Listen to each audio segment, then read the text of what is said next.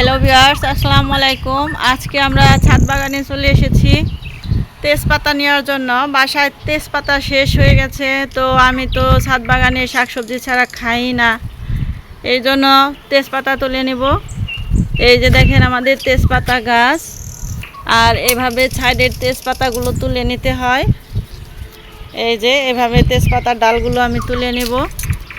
তো আপনাদের ভালো লাগলে অবশ্যই আমাদের চ্যানেলটা লাইক, শেয়ার, কমেন্ট এবং সাবস্ক্রাইবার করবেন, আর সাবস্ক্রাইব করে পাশেই থাকবেন। এই যে দেখেন এভাবে আমরা তেজপাতা তুলে নেব। আর তেজপাতা তুলে নেবার পর কিভাবে শুকিয়ে তারপর খাওয়ার উপযোগী করি, তো ভিডিওটি আপনাদের সঙ্গে শেয়ার করব। তো সেই ভিডিওগুলো দেখতে অবশ্যই আমাদের সঙ্গে থাকবেন, আর বেশি বেশি করে সাবস্ক্রাইবার করে ভিডিওগুলো ফ্রেন্ডস এবং বন্ধু সবার কাছে, ফ্যামিলি সবার কাছে ছড়িয়ে দেবে।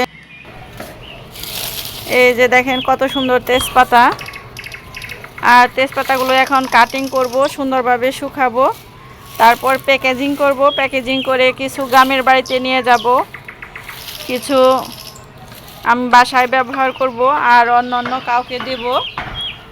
তো নিজের গাছের তেজপাতা এগুলো আসলে খুব ভালো লাগে। আপনাদের কেমন লেগেছে অবশ্যই আমাদের ভিডিওতে লাইক, শেয়ার, কমেন্ট এবং সাবস্ক্রাইব করে জানিয়ে দেবেন। ভেন্ডি বেশি দিয়েছিলেন? ওই সাইডে কি ভেন্ডি বেশি দিয়েছিলেন?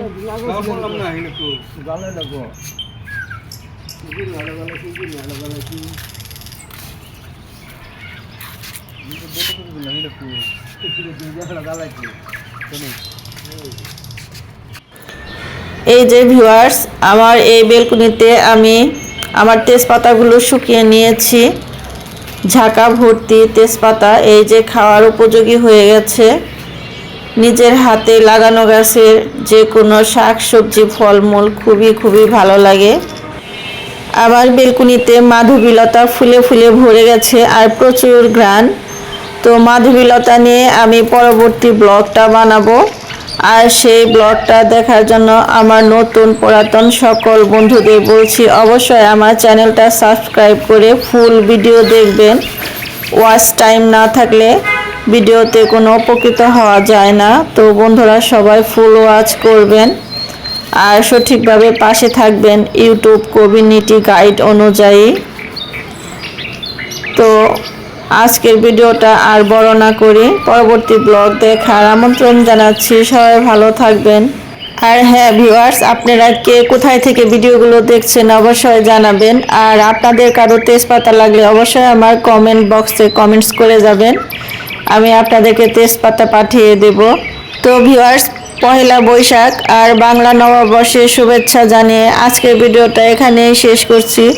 সবাই খুব বেশি ভালো থাকবেন, নতুন বছরে আনন্দে মেতে থাকবেন। আল্লাহ হাফেজ।